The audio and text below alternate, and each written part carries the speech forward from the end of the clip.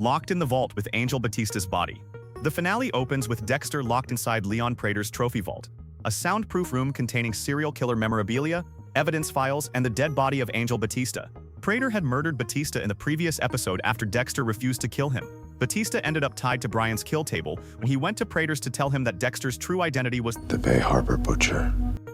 Prater's plan was to leave Dexter locked in the vault for 3 days without water, effectively executing him by dehydration. The vault's interior included tools, restraints, and cases full of trophies. Prater had collected them from various serial killers.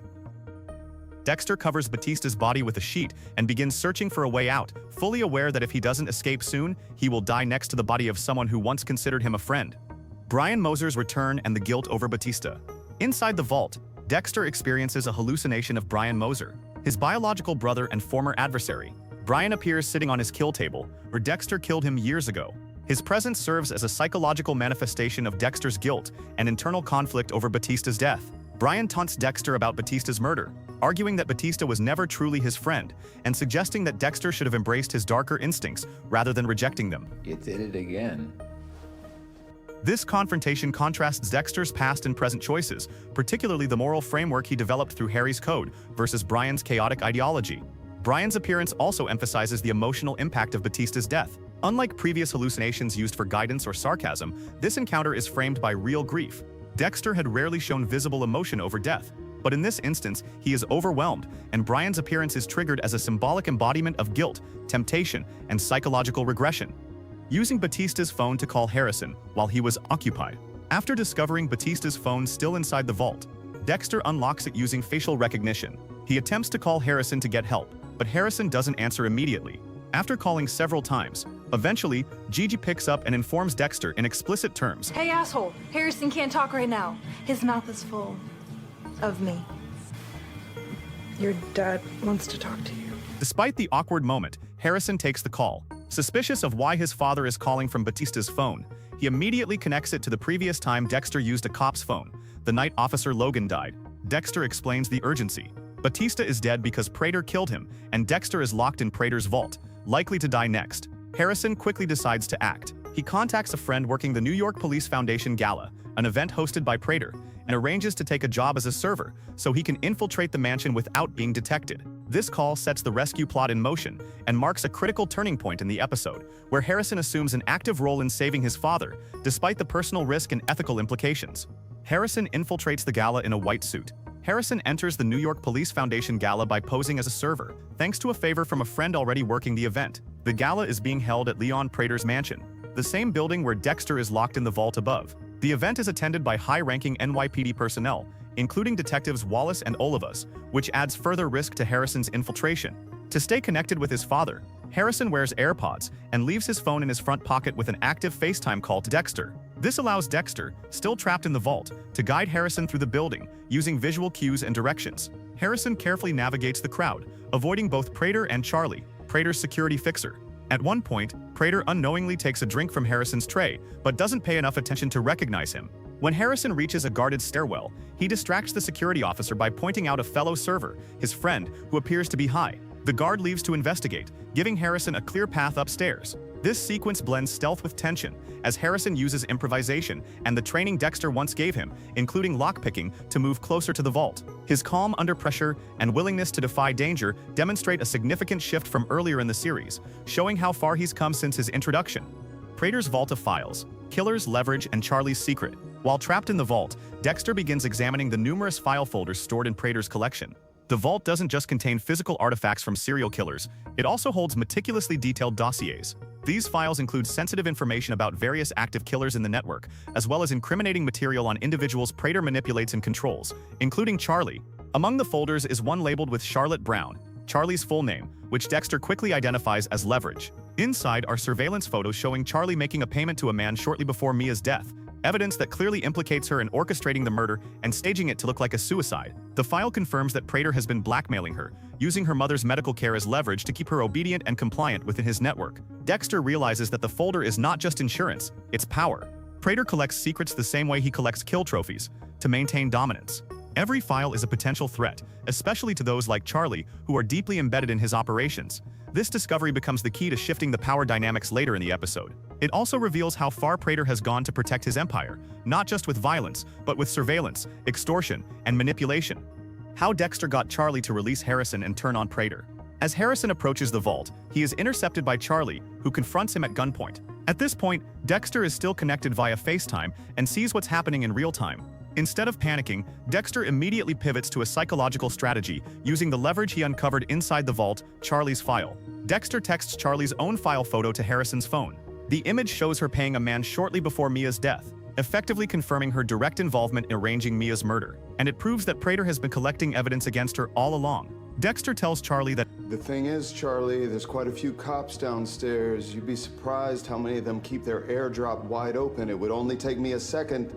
though the feasibility of an airdrop at that range is questionable, the psychological threat is effective. He also plays on her emotional vulnerability by mentioning her mother, reminding her that if she's arrested, no one will be there to take care of her. Cornered, Charley makes a deal. She will release Harrison, but won't open the vault. She insists that if he attempts to send anything from Batista's phone, she'll kill Harrison on the spot. If anything comes out later, she'll hunt him down, torture, and kill him. Despite the one-sided deal, this moment marks a major turning point. Charley's loyalty to Prater fractures under the weight of betrayal and control. She tells Harrison she's done taking orders and that she has unfinished business with her former employer. Charley's decision to step aside sets the escape into motion, but also signals that she's no longer aligned with Prater, a key shift that alters the final confrontation's outcome.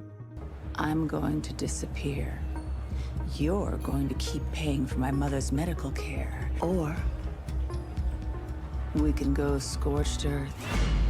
Up to you. Guessing the vault code and escaping with Harrison's help. With Charley stepping aside, Harrison reaches the vault and prepares to open it. The lock is protected by an 8-digit code, and there is only one attempt allowed. A wrong input would trigger a lockdown and alert the authorities attending the gala downstairs. Dexter initially believes the code could be tied to a significant date, the night Cooper Morris killed Prater's parents. Cooper was the man responsible for the traumatic incident that fueled Prater's obsession with serial killers. Dexter begins reciting the possible date to Harrison, digit by digit, 03/26/1982, but suddenly hesitates before finishing. Inside the vault, Dexter notices a different number on a letter from Cooper Morris, an inmate number from one of his prison correspondences. Realizing this would be a more personal and permanent reference for Prater, Dexter tells Harrison to stop and try that code instead. The gamble pays off. Harrison enters the inmate number, and the vault unlocks. Father and son reunite in the vault, briefly embracing before Dexter tells Harrison to leave immediately. Dexter is still determined to protect Harrison from the darkness of what's to come, and urges him to escape while he still can. Prater holds Harrison at gunpoint. As Harrison leaves his hiding spot from Detectives Wallace and Olivas, Prater happens to catch a glimpse of him from the stage. As Harrison is searching for an alternate way out of the building, Prater heads to security to look through the surveillance cameras. Once he finds them, he tells the guard to shut off the cameras and takes his gun. Leon Prater intercepts Harrison at gunpoint. Furious and increasingly unhinged, Prater forces Harrison back into the vault, shifting the power dynamic once again. Dexter had just made it out of the building when he received a call from Harrison, except it's Prater on the line. When Dexter asks where his son is, Harrison tells him that they're in the wine room. When Dexter walks back in, Prater has a gun to Harrison's head. Prater reveals that killing Batista awakens something in him. The rush, the control. He confesses that the act of murder, once observed from a distance through others, has now become personal. He's crossed the line from collector to participant, and he wants to keep going. His next kill will be Harrison. Dexter, realizing the danger, offers an exchange himself for Harrison. He tells Harrison he's sorry for being a shit dad, and to remember to use the protection he gave him. If you're spending the night there, you might want some protection. Dexter points at his heart and tells Prater again to take him instead. As Prater points the gun at Dexter, Harrison takes the opportunity to inject him with the M99. The sedative takes effect immediately, and Prater collapses. Harrison tells Dexter That better be the last time you tell someone to shoot you in the chest. this moment is crucial. It's not just a defensive act, it's Harrison making a conscious decision to step into Dexter's world. But it's also not a kill, it's restraint, control, a choice made under pressure, but with a clear goal, survival. Prater is now unconscious on the floor. Dexter knows exactly what to do next. Prater on Brian's kill table, no blood slide, no mercy. With Prater sedated and restrained, Dexter turns the vault into an impromptu kill room. The space originally built by Prater to house trophies from serial killers becomes the stage for the final confrontation. Tools are selected, but this isn't just a return to ritual, it's a reckoning. When Prater regains consciousness, he panics. The man who once curated serial killers like collectibles is now strapped to a table, about to become one of their victims. He begs for his life, offering bribes, making excuses, and trying to manipulate the situation, but nothing works. I'll give you anything you want. A life of luxury. I'm good. Dexter is visibly angry, more so than in most past kills. What sets this moment apart is that Prater didn't just endanger the public, he directly threatened Dexter's son. Harrison was nearly executed simply for trying to save his father. That line was one Prater never should have crossed. During the confrontation, Dexter warns him never to speak Harrison's name again, a line delivered with intense rage and protective fury. This is not just about justice, it's about vengeance, legacy, and fatherhood. For once, Dexter's kill isn't about satisfying the dark passenger, it's about protecting what remains of his family. Despite the emotional intensity, Dexter still refuses to take a blood slide. He tells Prater that I don't want to remember you. the denial of this symbolic trophy, which would have immortalized Prater in Dexter's private ritual, is a deliberate insult. For someone obsessed with being recognized by killers, it's the ultimate erasure. Dexter kills Prater and dismembers the body. The remains are later dumped in New York Harbor, not to commemorate a pattern, but to erase one, exposing Prater for Batista's murder and his serial killer network. After killing Leon Prater, Dexter immediately begins covering his tracks and redirecting the investigation. The priority is twofold: to ensure Harrison is not implicated, and to expose Prater for who he truly was, not a philanthropist, but a serial killer enabler and murderer. Dexter uses Prater's own trophy room against him. The vault is filled with incriminating evidence, weapons, blood-stained memorabilia, detailed files on active serial killers, and most importantly, the body of Angel Batista.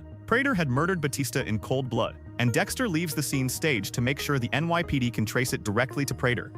To seal the cover-up, Dexter sets off the alarm system in the mansion, ensuring that the police already attending the gala downstairs will discover the vault. With Prater's fingerprints on the murder weapon that killed Batista, investigators will quickly assume that Prater was the killer and had fled the scene. He ensures nothing remains in the vault that could tie him or Harrison to the events. From the police's perspective, Prater appears to have been an obsessed serial killer collector who finally acted on his fantasies, murdering a high-profile cop and disappearing to avoid arrest. The framing is airtight. The evidence Dexter leaves behind supports that narrative perfectly. In the eyes of the NYPD, Leon Prater becomes the villain, and the Morgan name disappears from the scene once again, destroying the evidence and keeping just enough. Once Prater is dead and the vault prepared for discovery, Dexter turns his attention to the files. The vault contains folders on numerous killers and associates. These files represent both a threat and an opportunity.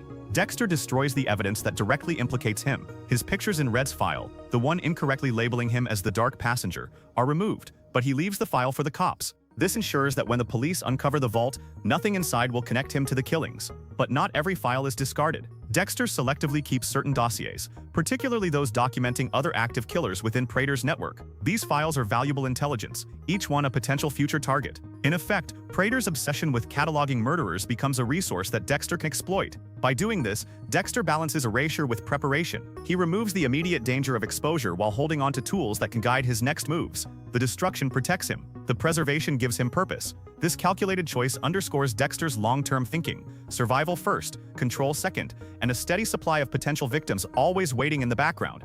The NYPD Gala.